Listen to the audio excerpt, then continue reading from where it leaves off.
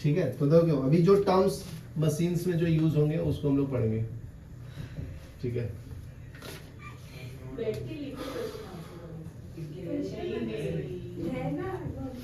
तो देखो first term क्या था आपका, लोड। तो लोड क्या बताया था, रेजिस्टेंस होता है ना, जिसको ओवरकम करने में एनर्जी लगता है, मशीन को ओवरकम करना पड़ता है। तो इसको कैसे डिफाइन करेंगे, रेजिस्टेंस या रेजिस्टिव पार्ट, रेजिस्टिव और opposing force.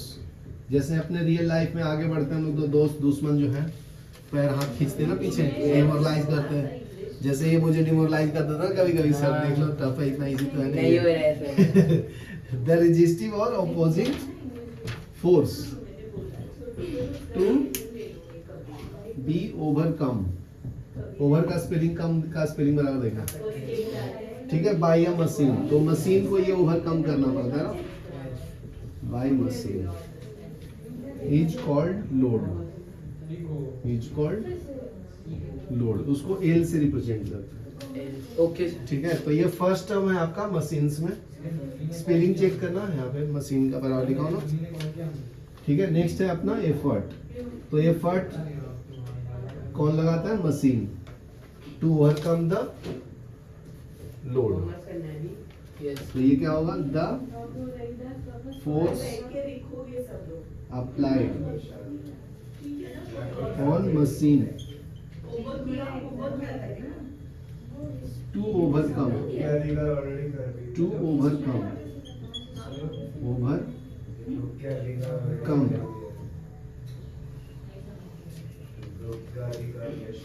Overcome the load is called effort, is called effort. आज पता नहीं मिस्टेक हो रहा है, सिली मिस्टेक। इसको कैपिटल ई से रिप्रेजेंट करते हैं। ओके ठीक है, तो अगर मशीन एडवांटेज को आप लोग रिलेट करोगे, मशीन एडवांटेज, ठीक है, तो उसको हम लोग एम ए से रिप्रेजेंट करते हैं, एम ए। हाँ, तो इस ये क्या होता है, load upon effort. Load upon, तो सर वो होता क्या है, मतलब मशीन एडवांटेज? कुछ नहीं, ये दोनों का अगर रेशियो लेंगे ना उसको मशीन एडवांटेज बोलते हैं। ओके, ये it is the ratio of load to the effort, is called machine advantage. Effort ज्यादा होना चाहिए, लेकिन एफर्ट कम होना चाहिए उससे।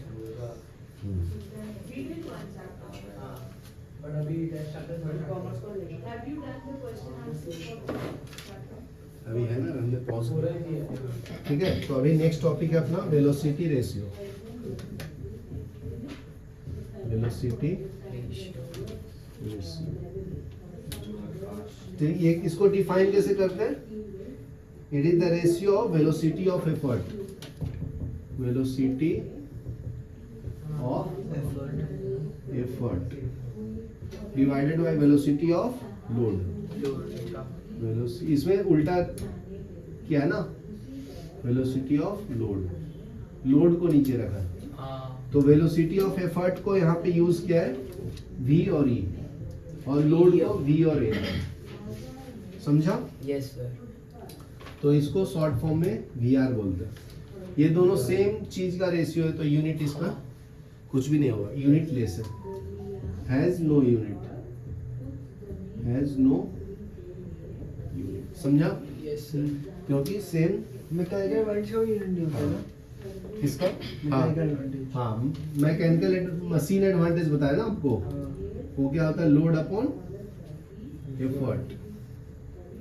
तो इसका भी यूनिट नहीं होगा, सेम रेशियो है ना, सेम रेशियो। याद क्लियर है? तो दोनों यूनिट लेस होगा। नेक्स्ट देखिए, नेक्स्ट है, अभी हम लोग इसको प्रूफ करेंगे। थर्ड में देखो, लोड वेलोसिटी को कैसे डिफाइन करेंगे, distance of load divide by time taken. और दूसरा क्या है, effort velocity is equal to, effort velocity equal to distance of effort by time. ठीक है, सेम टाइम लगेगा ना, तो टाइम सेम है, तो क्या करो, डिवाइड कर लो। तो ये आपका रिलेटिव वेलोसिटी क्या आएगा, ये समझा क्या, क्या नाम है, जस्ट वेलोसिटी इक्वल टू क्या होता है, डिस्टेंस अपॉन टाइम ना। हाँ तो velocity of load divide is equal to distance of load divide by time. हाँ velocity of effort equal to distance of effort by effort upon time. लिखना है तो यहाँ पे लिख लो, नहीं वो पता है, distance of effort divide by time taken. Time taken. हाँ इसको क्या बोलते हैं, और distance of load distance of divided load. Bye time taken. Good, समझ गया, तुम समझदार हो गया। अभी हम लोग साथ रहेगा तेज हो जाएगा तुम ना। अभी डिवाइड करेंगे, डिवाइड में क्या है, रिलेटिव वेलोसिटी रेशियो क्या है, v अपॉन vl। तो v का वैल्यू क्या है, d अपॉन टाइम। और vl का फॉर्मूला क्या है, dl upon time. T cancel, तो T cancel. Distance of effort by distance of time. Time हो गया। नहीं, डिस्टेंस ऑफ अरे लोड। Sorry load. हाँ, इसमें थोड़ा टाइम लगता है, वो वर्ड से आदत आदत नहीं है ना। आदत फिर नहीं। Distance of effort divide by distance of load. Load. ठीक है, ये फर्स्ट टाइम सुनते ना, इसलिए थोड़ा ध्यान से पढ़ना पड़ता है कुछ नहीं इसके अंदर, लिख लो यहाँ तक। चलो ये करो। नेक्स्ट पढ़ेंगे हम लोग वर्क इनपुट। ठीक है, तो क्या होगा, वर्क इनपुट क्या है, work done on the machine bye effort is called work input. तो ये एफर्ट जो मशीन काम कर रहा है ना, वो इनपुट है। आउटपुट क्या है, वो लोड को ओवरकम करेगा तभी तो मशीन बराबर है ना। तो हाई पावर वाला लेते हैं ना, कहीं हाई पावरफुल मशीन लेते हैं। ठीक है, तो लिख लो definition, the work done on machine by effort is called work input। ठीक है, तो इसको क्या बोलते हैं, work input equal to work done by effort.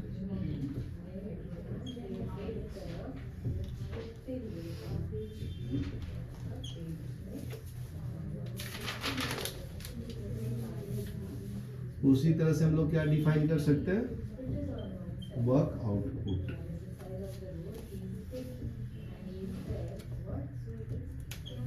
ठीक है, तो work done by machine on the load, तो लिख लो, the work done by machine on load is called work output। ठीक है, तो शॉर्ट फॉर्म में कैसे लिखेंगे, work output equal to work done on load. ठीक है, ये लिख लो, फिर इफिशियंसी बताता हूँ। सेवंथ टर्म क्या है, इफिशियंसी।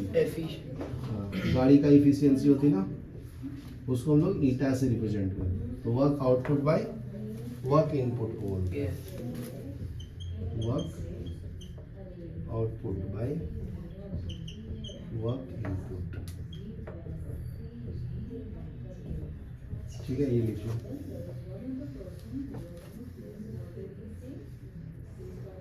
पॉज करो। ठीक है, नेक्स्ट पॉइंट सीखेंगे हम लोग,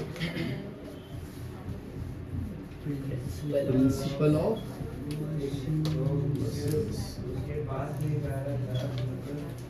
ठीक है, तो फर्स्ट है एफर्ट पॉइंट। इसको कैसे डिफाइन करेंगे, एफर्ट पॉइंट। ठीक है, the point eight which energy is supplied, the point at which energy is supplied। ठीक है, to a machine by applying effort। ठीक है, इज कॉल्ड एफर्ट पॉइंट। समझा? Yes, sir. Yes, sir. तो जिस पॉइंट पे फोर्स अप्लाई कर रहे हैं उसको एफर्ट पॉइंट बोलते हैं। जैसे मैं यहाँ पे लिख रहा हूँ ना, ये हाँ। पॉइंट पे अगर मैं पेन लगा रहा हूँ, इंक लिख रहा हूँ, तो ये एफर्ट पॉइंट हो गया। हाँ। समझा ना? Hmm. नेक्स्ट है लोड पॉइंट। दूसरा क्या है? Load point. यहाँ तक क्लियर है? Yes. तो लोड पॉइंट क्या होगा? The point where energy is obtained. Load point, इस पॉइंट पे मैं लगा रहा हूँ और ये लोड है ना अपना, हाँ. ठीक है, तो वो लोड के पास भी कुछ एनर्जी है ना, Yes, sir. तो लिखो the point where energy is obtained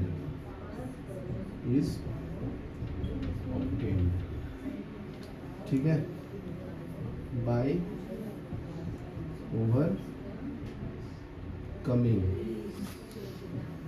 the load is called load point. Load point. ठीक है, लिख लो, ये करो, बता दूंगा। तो जो मैं इनपुट बताया ना आपको, इनपुट एनर्जी और आउटपुट एनर्जी, तो उसको कैसे डिफाइन करेंगे वो लिख लो। इनपुट एनर्जी, एनर्जी का मतलब क्या होता है? Energy is मतलब वर्क होता है ना। Ability to do work. ability हाँ, to. तो ये वर्क ही होता है। ठीक है, तो इसको कैसे डिफाइन करेंगे? Work done at the effort point. Work done It is. at effort point into work done at the effort point ना, तो वर्क क्या होता है? फोर्स इनटू डिस्प्लेसमेंट होता है ना। Yes. तो इसको लिख लो। तो एफर्ट को क्या बोलते हैं हम लोग? फोर्स ही तो है ये ना। Hmm. नॉर्मल वर्क क्या होता है? फोर्स इनटू डिस्प्लेसमेंट होता है। समझा ना? मतलब कोई भी ऑब्जेक्ट है, देखो जस्ट यहाँ पे फोर्स अप्लाई कर रहा हूँ, तो ये पॉइंट ए पे था ऑब्जेक्ट, ये ऑब्जेक्ट है नाम, ये ऑब्जेक्ट को बी पॉइंट पे भेज दिया, तो इतना डिस्टेंस कवर किया ना ये एक्स, Yes. तो यहाँ पे फोर्स अप्लाई किया था, तो ये फोर्स इस पॉइंट को एक पॉइंट से दूसरे पॉइंट पे भेज दिया, इसको हाँ। बोलेंगे वर्क। Work. ठीक है, तो एफर्ट आपका फोर्स है, हाँ.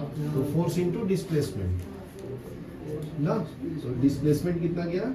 इसको लिखेंगे ऐसे, displacement of point of application of effort, application of effort. ठीक है, Yes, sir. तो ये हो गया तुम्हारा। शॉर्ट फॉर्म में लिखूं तो क्या हो जाएगा? वर्क इनपुट या एनर्जी इनपुट इक्वल टू हाँ, energy. Force into Input displacement. energy होगा ना, I होगा. ठीक है ना भाई, ले इनपुट एनर्जी, ठीक है ना। Yes. तो ये क्या होगा? Force into Force displacement, into मतलब effort into D, D E लिख लो। Energy into क्या? ये क्या लिखा है? Effort. Effort. Effort into distance of effort. Effort, हाँ ठीक है। उसी तरह से आउटपुट एनर्जी को मैं डिफाइन कर सकता हूँ, हाँ, आउटपुट कर सकते एनर्जी। आउटपुट एनर्जी कैसे डिफाइन करेंगे? ये है work obtained at load point, is equal to load into displacement of point हैं. of application of load। Yes. of load, ठीक है ना। तो ये हो जाएगा, वही लिख दूं आउटपुट एनर्जी, Yes. तो ये क्या हो जाएगा? लोड इनटू डिस्प्लेसमेंट, बराबर ना। हाँ. Yes, sir. तो लिख लो।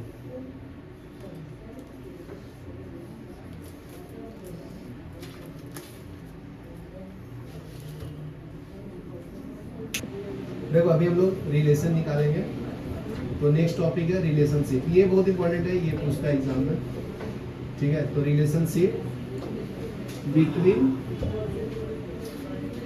इफिशियंसी, इफिशियंसी को ईटा से रिप्रेजेंट करते हैं ना, हाँ ईटा इफिशियंसी, लिख क्यों रहे हो?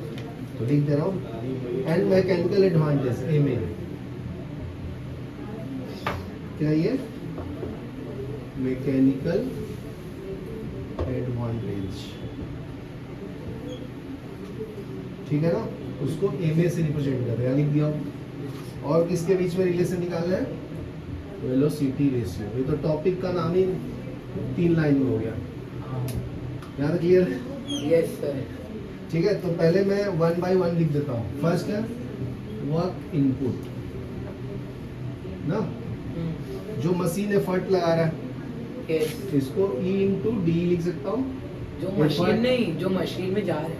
हाँ भाई, input effort into distance of Distance effort, of अभी effort। बताया ना। इसको शॉर्ट फॉर्म में कैसे लिख सकते हैं, एफर्ट इनटू डिस्प्लेसमेंट हाँ, E into S, of effort. E into S, हाँ भाई, S सॉरी S, ठीक है। फिर दूसरा पॉइंट का लिखना पड़ेगा work output, work output.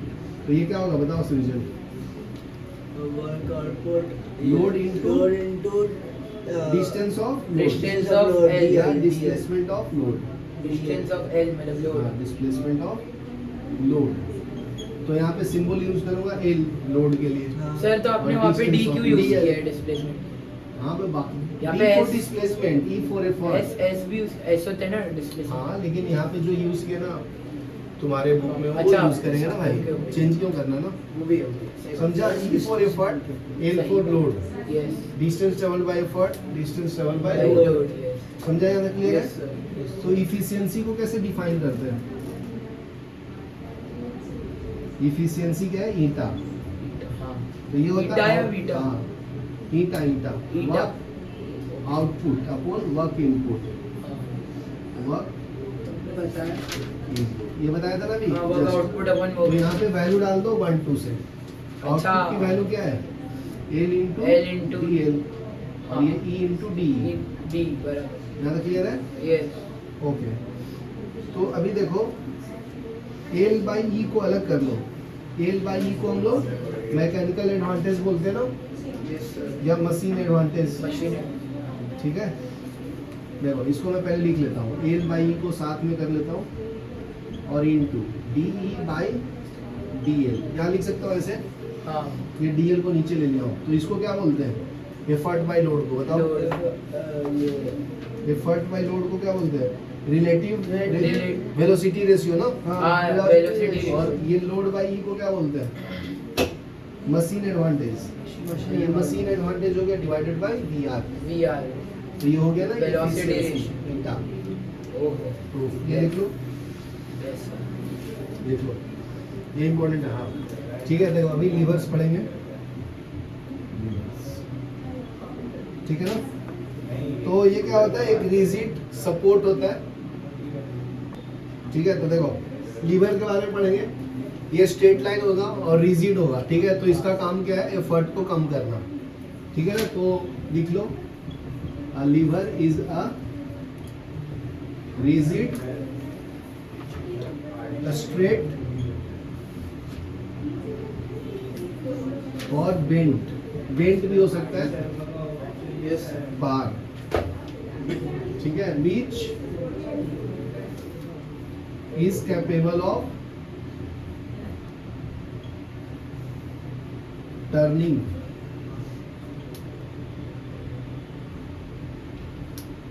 Turning about a fixed axis. Fixed axis पे क्या होता है, ये जैसे ऐसे रोटेट करता है, जैसे टर्न ये करता है, ऐसे। ठीक है। जैसे पार्क उर्क में होता है ना, हाँ, ठीक है, उसको हम लोग लीवर बोलते हैं, इज अ फिक्स्ड एक्सिस। तो उसका एक डायग्राम बना के दिखाता हूँ आप लोगों को। जैसे देखो, मान लो ये आपका डायग्राम है, ये पॉइंट यहाँ पी पे फिक्स किया हुआ देख है, लेते हैं। एफ दिया है तो एफ, ठीक है। तो यहाँ पे मैं एफर्ट अप्लाई कर रहा हूँ, यहाँ आपका लोड है, तो लोड एक सेकंड, वो एफ L क्या है से सर? नीचे फलक्रम ना? हाँ फलक्रम जिसको बोल रहे हैं, इस पॉइंट पे उसको फिक्स किया है ना, ठीक है। ये आपका नाम दे दिया ए, एफ और बी। यहाँ से यहाँ तक के डिस्टेंस को क्या बोल दिया, लोड आर में, ये लोड आर, ठीक है। और ये क्या है आपका एफर्ट आर्म, एफर्ट आर्म, बराबर है, यस। ठीक है। तो ये क्लास 1 लीवर हो गया आपका, क्लास 1 बोलते हैं। तो इसको मिड पॉइंट पे रखा है। क्लास 2 क्या होगा, मतलब देखो एफर्ट एक साइड है, लोड दूसरी साइड है ना, तो यहाँ फिक्स पॉइंट, ये फिक्स पॉइंट क्या है, हाँ। तो ये क्लास 1 लीवर हो गया। तो इसमें दूसरा क्लास क्या आएगा, क्लास 2 बोलते हैं। इसमें एफर्ट का लेंथ ज्यादा होगा, एक फिक्स पॉइंट किया है यहाँ पे, ये फिक्स पॉइंट, यहाँ से यहाँ तक को क्या बोलेंगे, एफर्ट, ठीक है। ये पॉइंट ए, और लोड कहाँ पे है, यहाँ पे ए, बी पॉइंट। तो ये पूरा आपका एफर्ट है, लोड ये वाले पॉइंट को लोड बोलते हैं, ठीक है। ये समझा क्या, तो ये क्लास 2 टाइप का लीवर है, क्लास 2, ठीक है। उसके बाद क्लास 3 आता है, यहाँ तक लिखो पहले।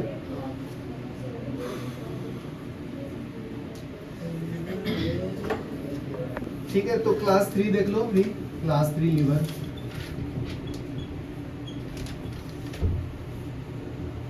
ठीक है ना।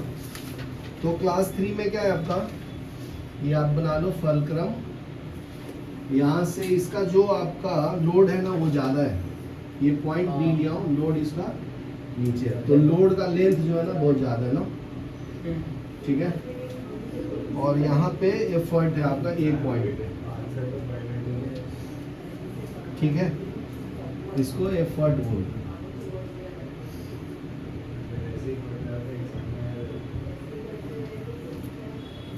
ठीक है, तो हम लोग क्या करते हैं, अभी थोड़ा रिलेशन निकाल लेता हूँ। यस। इसको क्लास 3 लीवर बोलते हैं। तो देखो clockwise moment of load about the fulcrum is equal to anti clockwise, ठीक है। जितना वो आगे रोटेट करेगा उतना पीछे भी रोटेट करने की डिस्प्लेसमेंट सेम होगा ना, न्यूटन थर्ड लॉ लगेगा। तो ये लिख लो clockwise, linear momentum, third law linear momentum है ना? हाँ, clockwise moment of load, Every action has equal and Equal and opposite opposite. reaction. Equal and opposite, ठीक है। Moment of load about fulcrum, हाँ clock. Fulcrum is equal to, तो sir अगर fulcrum L, मतलब जिधर अभी एल है, इसको अगर फलक्रम उधर हुआ बोलते तो हैं। एंटी क्लॉकवाइज हो जाएगा ना? तुम सिंपल समझो ना बेटा, इधर तुम सिंपल वाला समझिए। अगर ये ऐसे रोटेट कर रहा है तो ये ऐसे जाएगा ना, हाँ, समझा। अगर ये क्लॉकवाइज मूव कराना चाहता है तो ये एंटी मैं वही क्लॉकवाइज तो मूव बोल रहा कराएगा हूँ ना, ना। समझ गया। तो अगर फलक्रम हमारा एल पे जो बी है अभी, हाँ, ये उधर होगा बी, बी नहीं, ऊपर ऊपर ऊपर। ये वाला समझना चाहते हो, हाँ हाँ, ये लोड जो- है ना। अभी देखो फलक्रम अगर हमारा बी पे होगा तो फिर हमारा एंटी क्लॉकवाइज जाएगा ना? ऐसा नहीं, इसको तुम क्लॉकवाइज मूव कराओगे तो ये एंटी क्लॉकवाइज मूव करेगा। ये ऐसे कौन सा डायरेक्शन है, ये क्लॉकवाइज है ना। clockwise है। और ये आपका मान लो लोड है, और ये आपका एफर्ट है, Effort है। हाँ ठीक है। तो ये वाला लोड ऐसे मूव करा रहा है हाँ। और एफर्ट ऐसे मूव ऐसे करा move रहा कर है रहा ना। है। तो ये Anti- क्लॉकवाइज हो anti-clockwise। गया, तो ये क्या हो गया, Anti-clockwise। एंटी क्लॉकवाइज, समझा। तो अभी क्या होगा, clockwise moment of load is equal to anti तो अभी क्लॉकवाइज। आप क्या बोल रहे हो कि ये जो है वो क्लॉकवाइज घूमेगा? घूमेगा नहीं, ये इसको इधर घुमाना चाहेगा, हाँ। लेकिन ये इसको इधर घुमाएगा, कैंसिल घूमेगा करेगा। मान लो इस पे मैं 10 न्यूटन का फोर्स लगा रहा हूँ, तो ये भी एग्जर्ट कर रहा होगा ना 10 न्यूटन का फोर्स हाँ। इधर। जैसे दीवार पे अगर मैं 10 न्यूटन का फोर्स लगा दूँ, दीवार भी मेरे ऊपर 10 न्यूटन का करेगा। फोर्स लगा रहा होगा ना, ठीक है। तो इसको तो मैं दूसरे डायरेक्शन में पुश कर रहा हूँ, तो ये दीवार मुझे उसको अपोजिट डायरेक्शन में पुश Opposite कर रहा है ना, हाँ। समझा। Yes. तो इसलिए क्लॉकवाइज। अगर देखो घड़ी ऐसे मूव करती ना, ऐसे मूव करता है, उसको क्लॉकवाइज बोल रहा है। तो इसको कैंसिल करने के लिए मुझे एंटी क्लॉकवाइज लगाना पड़ेगा ना, हाँ। समझा क्या, समझ गया। वो तो वही है, clockwise moment of load about the fulcrum is equal to anti clockwise of load की जगह पे क्या डालना पड़ेगा effort effort effort about fulcrum समझा कि नहीं फलक्रम यहाँ तक क्लियर है यस तो वैल्यू डाल दो तो इसको मैं इक्वेशन के फॉर्म में कैसे लिख सकता हूँ load into load arm is equal to effort into effort arm समझा तो एल इंटू एफ बी देखो इधर लिखो बाद में लिखो हाँ ये लोड है लोड यहाँ पे यस तो डिस्टेंस कितना है लोड का एफ बी है एफबी देखो डिस्टेंस एफ बी डिस्प्लेसमेंट जिसको बोल रहा है डिस्प्ले ये और उसकी वैल्यू एल एफर्ट को ई मल्टीप्लाई और इसका डिस्टेंस कितना है एफ ई एफ है ना एफ ए हाँ वो A। समझा हाँ तो ई को मैं लेफ्ट नीचे ले लेता हूँ इसको नीचे भेजता हूँ तो load upon effort equal to F A upon F A upon F B F B समझा यस सर यस सर तो बस हो गया फिर लोड बाय एफर्ट को क्या बोलते हैं मशीन एडवांटेज ना मशीन एडवांटेज तो हाँ ये आएगा एम ए एम ठीक है तो लिख लो यस सर ठीक है तो अपना फॉर्मूला क्या है मशीन एडवांटेज का एल अपॉन ई को हम लोग मशीन एडवांटेज बोलते हैं हाँ ना हाँ L एल अपॉन ई बराबर क्या है effort effort arm arm upon load upon load arm बराबर है तो देखो अगर मैं केसेस के बारे में स्टडी करूं अगर दोनों इक्वल हो जाएगा कौन effort arm equal to load arm load arm then effort arm equal to load load arm arm तो क्या मिलेगा मशीन एडवांटेज क्या हो जाएगा 1 हो 1 जाएगा हाँ देखो जस्ट ये दोनों वैल्यू सेम है ना Yes. तो कैंसिल होकर 1 हो जाएगा ना 1 हो जाएगा कैंसिल मशीन एडवांटेज 1 क्लियर है समझ गया केस 1 एक से फिर देखो बाद में लिखो टाइम दूंगा अगर एफर्ट का वैल्यू ज्यादा हो जाएगा यस एफर्ट का वैल्यू ज्यादा हो जाएगा किससे लोड से लोड से लोड आर्म से तो देखो यहाँ पे मैं प्रूफ करके बताता हूँ एफर्ट ज्यादा ये वाला वैल्यू ज्यादा ये कम मान लो ये 10 है और ये 2 more than 1 more than 1 more than 5 ना 5 तो हाँ 1 से ज्यादा है ना बराबर। तो मशीन एडवांटेज क्या हो जाएगा is Greater greater than than 1 1 समझा ऐसे समझ 1 क्यों लोड लिख सकते ना नहीं, one, ग्रेटर one. देन 1 1 से कंपेयर करना है 1 को रेफरेंस अच्छा। पॉइंट लिया है। समझा याद है उसी तरह से देखो उल्टा करना है भाई एफर्ट का वैल्यू क्या करना ये है केस कम। 3 है क्या हाँ जी एफर्ट आर्म कम है लोड से ठीक है तो ये वैल्यू ज्यादा है तो इसके लिए मान लो ऐसे समझो ये वैल्यू ज्यादा है 20 है हाँ साइड 10 ले लो उल्टा पड़ इजी पड़ेगा ना और ऊपर 2 है तो 0.2 आएगा ना 0.2 तो बराबर ये मशीन एडवांटेज कम आया ना वैल्यू कम लेस आया। देन 1 लेस देन ठीक है ये करो समझ गया